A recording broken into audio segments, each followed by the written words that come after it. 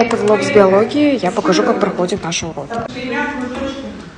Нам нужно писать, видимо, конспект. У меня есть такая тетрадка из Макбута, самая дешманская. Я в прошлом году купила. Я думала, мне они вообще не пригодятся. Жесть, почему я так по-уродски писала в прошлом году? Это еще левой рукой делала. Я чуть-чуть громко разговариваю, надо как будто писать потише.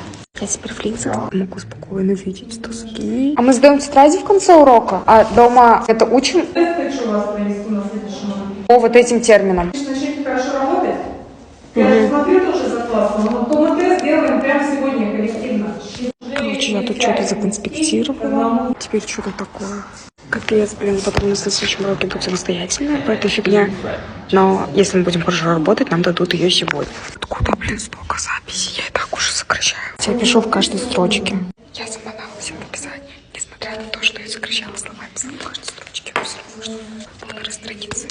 В общем, если у нас сейчас будет тест, я дам вам знать. Какую оценку за него получу? Посмотрите мой телеграм-канал. Короче, оказывается, мы тут проходим онлайн-тест. Я отвечала с Веста, получила 500 за свои правильные ответы. Я не одна работала, но именно мои ответы всегда были правильными.